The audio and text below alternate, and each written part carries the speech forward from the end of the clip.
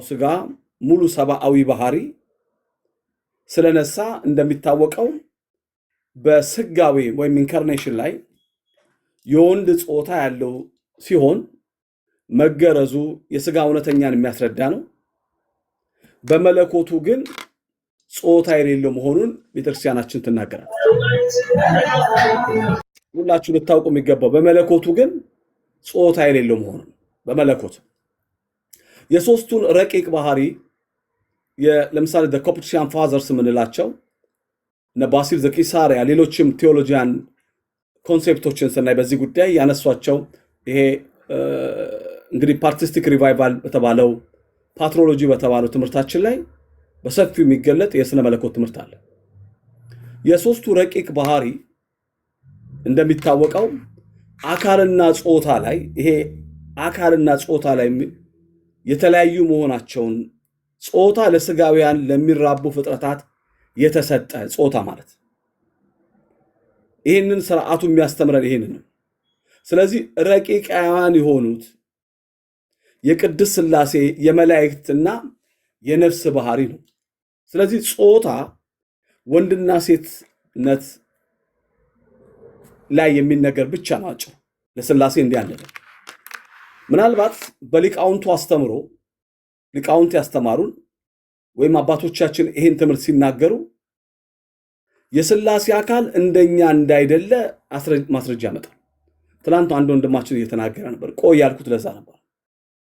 ምክንያቱም የሥላሴ አካል እንደ ሰው አካል ውሱን የሚዳሰስ ደምና አጥንት ያለው ወይም በቦታ የሚወሰን አይደለም። የሥላሴ አካል መለኮታዊ ረቂቅ ምሉዕና ዘላለማዊ ነው። ይሄ በጣም ግልጽ ነው። መለኮታዊ ረቂቅና ምሉዕ ነው። ስለዚህ የባህሪ ረቂቅ ደግሞ ምንለው አለ። በጣም ትምህርቱ ሊከብዳችሁ ይችላል። የባህሪ ረቂቅ ምንለው የባህሪ ረቂቅ ምሉዕነት ላይ የሰው አካል እንደምታውቁት በአንድ ቦታ ሲሆን በሌላ ቦታ ሊገኝ አይችልም። እኔ ያለሁት ለምሳሌ አሁን ፒያሳ ብሆን ቦሌ በዛ ሰዓት ልገኝ አልችልም። ለምን? ግዙፉ አካል ይወስነኛል። የሥላሴ አካል ግን ዓለማትን ሁሉ አቅፎ የያዘ በመሆኑ ምሉዕ ነው እንጂ በቦታ የሚወሰን አይደለም። ኦልማይቲንግ ኦፍ ጋድ እግዚአብሔር በቦታ ይሄ ታይም ኤንድ ስፔስ የሚባለው አለ። ታይም ኤንድ ስፔስ ላይ እግዚአብሔር በዚህ ተብሎ የሚለካል እና ለእግዚአብሔር አካል አለው ስንል እንደ ፍጡር አካል ውሱን ግዙፍ እንደሆነ አድርገን አይደለም። እሱ የማይታይ የማይዳሰስ የማይለወጥ የማይመረመር ረቂቅ አካል ነው። እኔና ያንተ አካል ይመረመራል፣ ይዳሰሳል፣ እናየዋለን።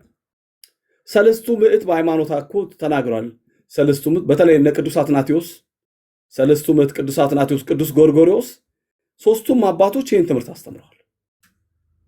ሶስቱም አባቶች ለምሳሌ ነገሩን በትክክል ለመረዳት እንግዲህ አሁን አንዳንድ ሰው ሲስት ያውሉ ሰው መዝመት የለበትም።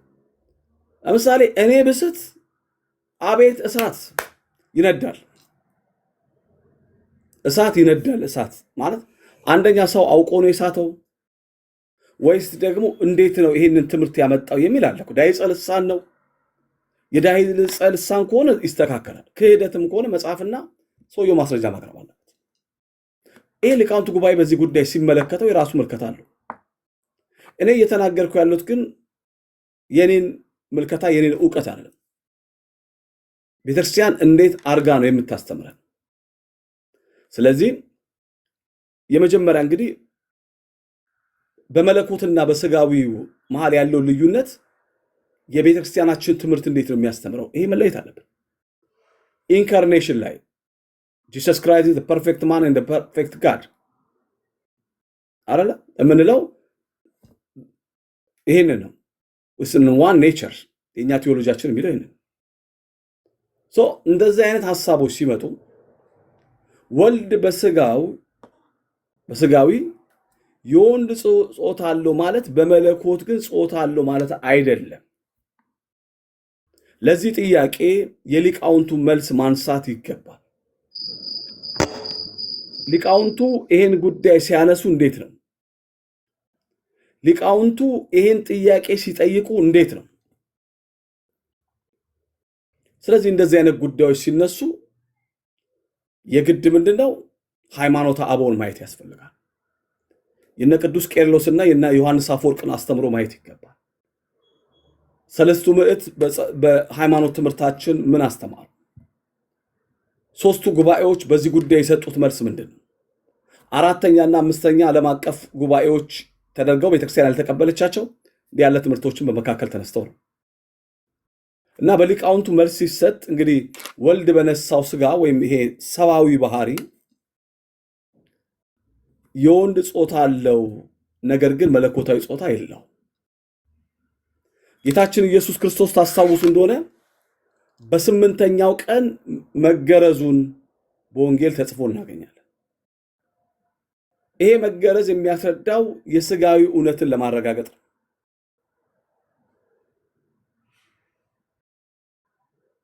ይሄን ነው በጣም አድርገው የሚያስተምሩት አባቶቻችን።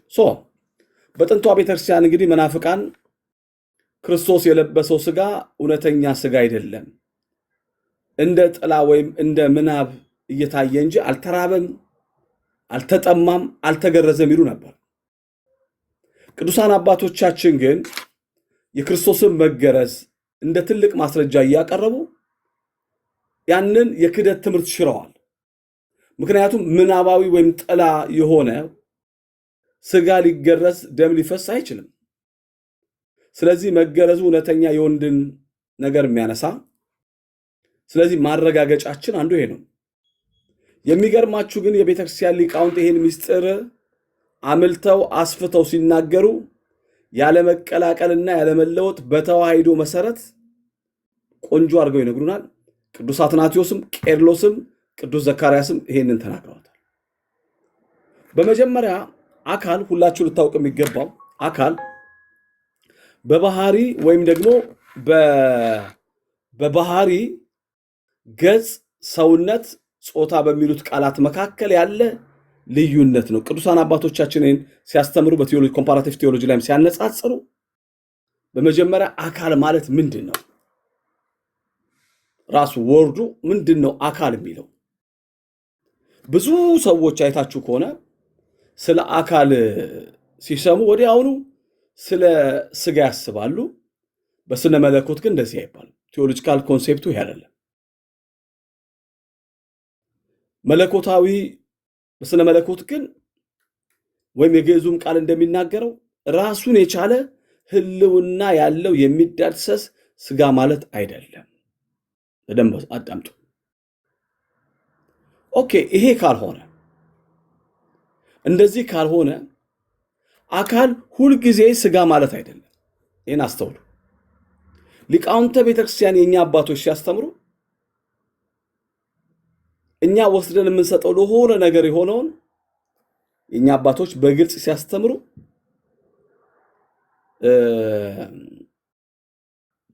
ስጋዊ የሚዳሰስ የሚጨበጥ የሚነገረውን ነገር ያመጡትና ስጋዊ አካል ማለት የሚዳሰስ ስጋና አጥንት ያለው ነው። ስለዚህ ሰው አካል አለው፣ መልአክ አለው፣ መንፈሳዊ አካል፣ ነፍስ አካል አላት። ስጋዊ ሳይሆን ህልውና ህልውና የሥላሴ አካል ሲባል ሶስቱ ሰዎች ወይም ሶስቱ ስጋዊ ማለት አይደለም። በአንድ መለኮት ሶስት ልዩ አካል አለ። አብ፣ ወልድ፣ መንፈስ ቅዱስ። እሱን ሃይማኖተ አበው ቅዱስ ዲዮናሲዮስ በሃይማኖተ አበው ግልጥ አድርጎ አስቀምጦላችኋል። ታዲያ ጾታ ምንድነው? እኛ የተነገረን ሁሉ ስንሰማ ምንድነው ጾታ? በመጽሐፍ ቅዱስ ውስጥ ጾታ የተሰጠው ለስጋዊ ፍጥረት ለወንድና ለሴት አድርጎ ፈጠራቸው ነው። ዘፍጥረት ምዕራፍ 1 ቁጥር 27ን ማየት ነው። ስለዚህ ጾታ የሚያስፈልገው ስጋ ላለው ፍጥረት ብቻ ነው። ነፍስ፣ መላእክትና ሥላሴ አካል ቢኖራቸው ጾታ የላቸውም ሲባል አካል የሚለው ቃል እና ጾታ የሚለው የተለያየ ሐሳብ አለ። አንድ ኦርቶዶክሳዊ ሊያውቅ የሚገባው ይህንን ነው። ምክንያቱም መላእክት ጾታ አላቸው፣ ሲልንገራችሁ መጽሐፍ ቅዱስ መላእክት ወንድ ወይም ሴቶች ናቸው ብሎ አይናገርም። እነሱ መንፈሳዊ ፍጥረታት እንደሆኑ መንፈስ እንደሆኑ ለአገልግሎት የሚላኩ እንደሆኑ ቅዱስ ጳውሎስ ዕብራውያን ምዕራፍ 1 ቁጥር 1 እስከ 14 ብታዩት ይሄን ነው የሚነግረን። እንግዲህ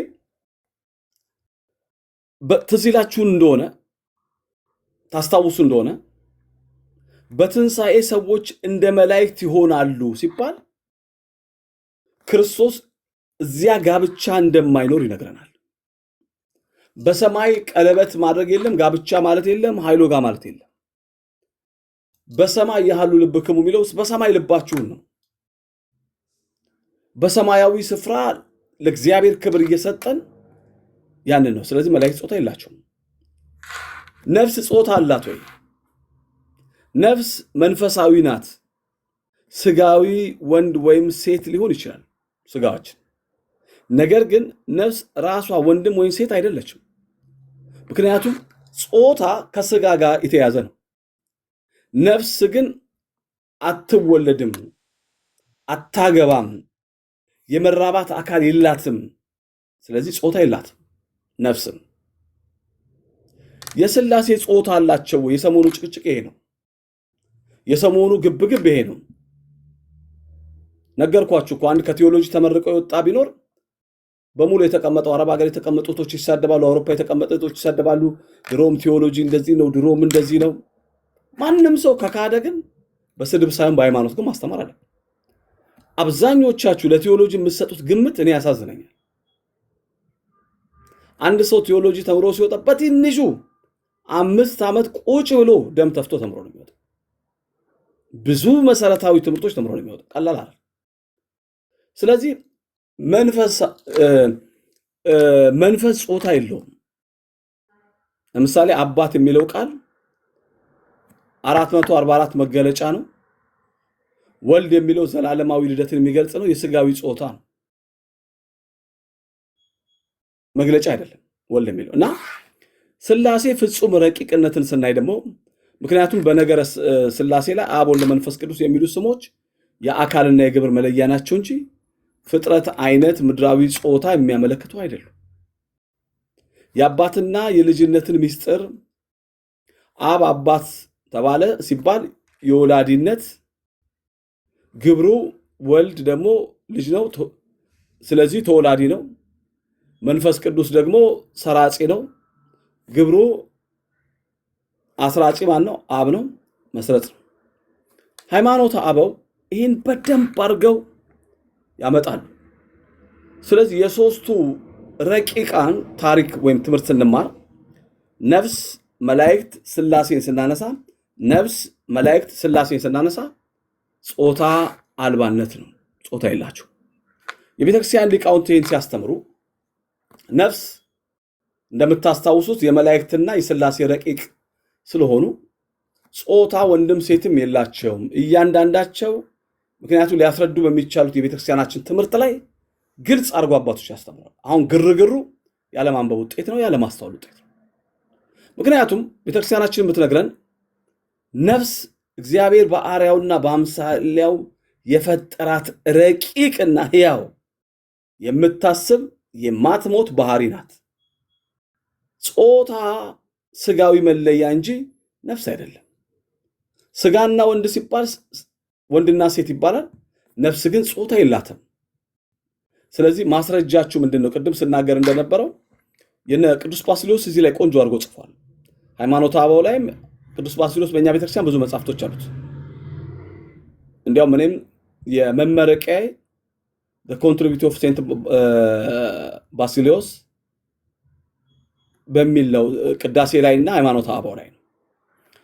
ሁለቱ ቅዱስ ባስልዮስ ምንድነው እንደምታውቁት the Capuchin fathers የምንላቸው አንዱ እሱ ነው እና ያን ትምህርት አምጥቷልና የመላእክት ረቂቅነት ስናነሳ እንግዲህ ምክንያቱም መላእክት ረቂቅ ናቸው፣ በባህሪያቸው ፍጡራን ናቸው። መራባት፣ መወለድ፣ መሞት የለባቸው። መጽሐፋችን እንደሚናገር ጌታችን በወንጌል ያስተማረን ይሄንን ነው። ቅዱስ ጎርጎርዮስም ይሄንን ተናግሮ በተለይ ታላቁ ሊቅ ቅዱስ ዮሐንስ አፈወርቅ ስለ መላእክትና ስለ ነፍስ ጾታ አልባነት ሲነግር መላእክት የነፍስ ረቂቅ በመሆናቸው ጾታ እንደሌላቸው እንደማያገቡ በሰፊው አድርጎ ነው ያስተማር። በትርጓሜ መጽሐፋችንም የምናውቀው ትርጓሜ አባቶቻችን የሚያስተምረው ይሄንን ነው። እኛ ጋር እንደምታ ተብሎ የሚነገረው በቴዎሎጂ ተምረሞ አለ ኢንተርፕሬቴሽን ኦፍ ባይብል ኒው ቴስታመንት ኤንድ ኦልድ ቴስታመንት አለ። ዲክሽነሪዎቻችን እናያለን። ኢንሳይክሎፒዲያ ኦፍ ክርስቲያኒቲ የሚባል ማየት አለብን። እነዚህን ሁሉ እንደ ምስክርነት ካደረግን መጽሐፋችን አሁን የሚነግረን ይሄ ነው። ታዲያ ሥላሴ ጾታ የላቸውም ስደመድመው የቀለም ሰረገላ አያሰናክልም። ባልተገባ ሁኔታ ሆኖ ግን ቤተክርስቲያን ላይ ያለ ትምህርት ማስተማር ከባድ ነው ላለው ስብሐት ለእግዚአብሔር። አሁን ለቤቱ ጥያቄ ሚስጥረ ሥላሴ ትምህርትን አንድ ኦርቶዶክሳዊ ምን ያህል ደረጃ አውቆታል? የሚስጥረ ሥላሴ ትምህርት ሥላሴ ትትረመም የሚለውን ነው አብዛኛዎቻችን እናውቅ። ወትነገር ሥላሴ ይደነቃል እንጂ እንዲህ ተብሎ በልክና በመጠን የምናውቀው አይደል። ኤኒዌይ ግን ከብዙ ዕውቀቶች ብቻ ሳይሆን የቤተክርስቲያኒቷን ቋሚ ትምህርቷን ግን መናገር አለ። የቤተክርስቲያን ቋሚ ትምህርቷ ምንድነው? ኢትዮጵያ ኦርቶዶክስ ቤተክርስቲያን የምታስተምረው አብና መንፈስ ቅዱስ እንዲሁም ወልድም ፍጹም እንግዲህ እንደምናውቀው አብ እና መንፈስ ቅዱስ ፍጹም ምን የላቸውም፣ በመለኮት ምን የላቸውም። አብም ወልድም መንፈስ ቅዱስ በመለኮት ጾታ የላቸውም። እግዚአብሔር በባህሪው ረቂቅ መንፈስ በመሆኑ እንደ ሥጋዊ ፍጥረት ወይም ባዮሎጂካሊ ጾታ ወንድና ሴት ተብሎ አይከፈልም። ይሄም በጣም አንድ ኦርቶዶክስ ሊያውቀው የሚገባ ነው። ለምንድን ነው ቢባል አንደኛ እግዚአብሔር መንፈስ ነው። እግዚአብሔር መንፈስ ነው ብዬ ስናገር እግዚአብሔር በባህሪው ረቂቅ ነው። እግዚአብሔር ምንድን ነው ቢባል የማይታይ ነው። እግዚአብሔር ሥጋ የለውም። እግዚአብሔር መንፈስ ነው። ወደ ጾታ ስንመጣ ጾታ ምድራዊ ነው አይደለ? ስለዚህ ፍጡር መራቢያ ነው። ይሄ የተሰጠ ስርዓት ነው ጾታው ይሄ የምንለው። እግዚአብሔር ግን ፈጣሪ በመሆኑ ከጾታ በላይ ባህሪው ነው። ለምሳሌ አብ በእኛ ቤተክርስቲያን እየሰሙኝ ነው ታች አብ አባት የሚለውን የሚስቲካል ኦርቶዶክስ ቴዎሎጂን ስናየው ሚስትሪ ነው። ምን ማለት ነው ሲባል እግዚአብሔር አባት ነው ሲባል አባት የምንለው የጾታ ይሄ ወንድነት መገለጫ አይደለም። ምንጭ አለን በዚህ ጉዳይ የምንናገርበት። ለምሳሌ አብ ለወልድ መወለድ ለመንፈስ ቅዱስ መውጣት መስረት መገኛ ስለሆነ ነው። መገኛ ነው። ሌላው የፍቅርና የድህነት መገለጫ ነው። ለምሳሌ እግዚአብሔር ፍጥረታትን የፈጠረው ፈጥሮ የሚንከባከበው የሚመግበው የሚይዘው ያን መጋቢነቱን ለማንሳት ነው። እንግዲህ መንፈስ ቅዱስን ባህሪ ደግሞ ስናይ መንፈስ ቅዱስ ጾታ የለውም። በቋንቋ አጠቃቀማችን ደረጃ እንግዲህ የግዕዙም የአማርኛውም ስንናገር መንፈስ ቅዱስ ጾታ እንደሌለው ነው። ወልድ ግን በክርስቶስ ሁኔታው ቅድም እንደተናገርኩት ወልድ በመለኮታዊ ባህሪ ቅድመ ዓለም ከአብ ከመወለዱ አንፃር ወልድ ቅድመ ዓለም ጾታ የለውም። ነገር ግን ድህረ ዓለም ሁለት የቴዎሎጂ ኮንሴፕቶች አሉ። የመጀመሪያው ክርስቶሎጂ ስትማሩ ኦንቶሎጂካል ክርስቶሎጂ እና ፋንክሽናል ክርስቶሎጂ ይባላል። በኦንቶሎጂካል ክርስቶሎጂ የሚባለው ስለ ኢየሱስ ክርስቶስ እነዚያን 5 ጉዳዮች መጠየቂያ ነው። ፋንክሽናል ክርስቶሎጂ ደግሞ የምንለው ስራው ላይ ነው። ስለዚህ በዚህ አጋጣሚ ክርስቶስ በለበሰው ሥጋ ግን እንደሚታወቀው እንደ ሁሌም በወንድ ጾታ ተገልጧል። ይሄ ሰው በመሆኑ የተሰጠ ሚስጥር ነው። ፔሬድ በአጠቃላይ ቤተክርስቲያን የምታስተምረው ይሄ ነው። ቅድም የሰማው እርሱ የከፈቱትን ስብከት ማን እንደሰበከው አውቀዋለሁ። እሱም መልስ መስጠት ይቻላል። I don't mind to that. I have evidences. በዚህ ምክንያት ነው መልስ መለስ የሚቻልበት ደረጃ መለስ እንችላለን። ለሌላ ሰው ግን እድል እንስጥ። ስለዚህ ለአብና ለወልድ ለአብና ለመንፈስ ቅዱስ ኢቭን ለወልድ በመለኮት ጾታ የለም። እሺ ሌላ ጥያቄ ካለ በክብር